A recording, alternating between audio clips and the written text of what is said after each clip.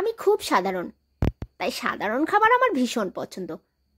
যে কোনো সাধারণ খাবার হলে সেদিন যেন আমি অসাধারণ খাই। আসসালামু আলাইকুম এভরিওয়ান, সবাই কেমন আছেন? আশা করছি সবাই ভালো আছেন। নতুন একটি রেসিপি নিয়ে চলে এলাম। নতুন বলছি কেন, এর আগেও খেয়েছি, তবে গত বছরে।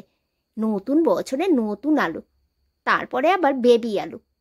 একদম ছোট আলুগুলো যে এত মজা লাগে ভর্তা করে খেলে, কি আর বলবো। যারা খেয়েছেন তারা তো জানেন, আর যারা খাননি তারা এভাবে একবার করে খেয়ে দেখবেন, কত মজা। তবে আজকে আমি একটু ভিন্ন আঙ্গিকে ভর্তাটা করব। শেষ পর্যন্ত আমার সাথে থাকবেন আর দেখবেন। প্রথমে আলু আমি হালকা করে ভাপ দিয়ে নিয়েছি, খুব বেশি কিন্তু সিদ্ধ করিনি। একটু শক্ত শক্ত থাকা অবস্থায় আমি এটা নামিয়ে পানি ঝরিয়ে সামান্য একটু তেল কড়াইতে দিয়ে তারপরে ভেজে নিচ্ছি। কিছুক্ষণ ভাজার পরে যখন আলুর চামড়াটা একটু কুঁচকে যাবে তখন নামিয়ে নিব। আর এই আলু ভর্তা খেতে যে এতটাই মজা লাগে, কি আর বলবো। যারা খেয়েছেন তাদের জিভে নিশ্চয়ই পানি চলে এসছে।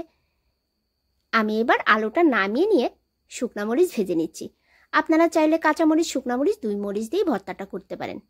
তবে শুকনা মরিচের ভর্তাটা কিন্তু বেশি মজা লাগে। কয়েক কোয়া রসুন দিয়ে নিচ্ছি। আপনারা চাইলে পেঁয়াজ রসুন ভেজেও ভর্তা করতে পারেন, আবার কাঁচা পেঁয়াজ দিয়েও ভর্তা করতে পারেন। তবে কাঁচা রসুনের ভর্তা কি কখনো খেয়েছেন? একবার খেয়ে দেখবেন। ছোট আলুর সাথে কাঁচা রসুন দিয়ে ভর্তা, দারুণ মজা। শুকনা পাটাতে আমি প্রথমে শুকনা মরিচ লবণ দিয়ে বেটে নিচ্ছি। তারপরে আমি ছিলে রাখা রসুনের কোয়াগুলো দিয়ে এবার বেটে নিব।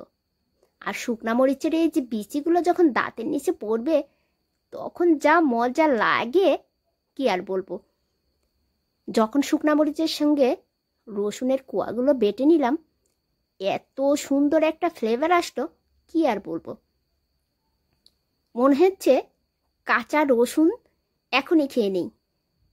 তারপরে যখন আলুগুলো মরিচ আর রসুনের সঙ্গে বেটে নিলাম, তখন যেন জিভে একদম পানি চলে এলো। দেখতে যা সুন্দর হয়েছে, আর সুন্দর একটা গন্ধ ছড়াচ্ছে, দারুণ মজা। দিয়ে দিলাম সরিষার তেল। ভর্তাতে সরিষার তেল না দিলে কি আর হয়। তেল দেওয়ার পরে হাত দিয়ে ভালো করে মেখে নিচ্ছি। আমার জিভে কিন্তু পানি চলে এসছে, কখন যে টুপ করে পড়ে যাবে ভর্তার মধ্যে। তাই খুব সতর্কতার সাথে লোভ সামলিয়ে ভর্তাটা শেষ করলাম। এবার এই যে গোল গোল করে হাতের উপর নাচাচ্ছি, দেখতেই পাচ্ছেন কি সুন্দর লাগছে। নিশ্চয়ই আপনাদের জিভে পানি চলে এসছে। যদি এখনো না খেয়ে থাকেন, এই বেবি আলু ভর্তা একবার করে খেয়ে দেখেন, দারুণ মজা খেতে। দেখেন ভর্তার কালারটা কি সুন্দর, জিভে পানি চলে আসার মতোই। দারুণ মজা হয়েছিল। আর ঝাল ঝাল করে এই ভর্তাটা খেতে কিন্তু অসাধারণ লাগে। ভালো থাকবেন সবাই, আল্লাহ হাফেজ।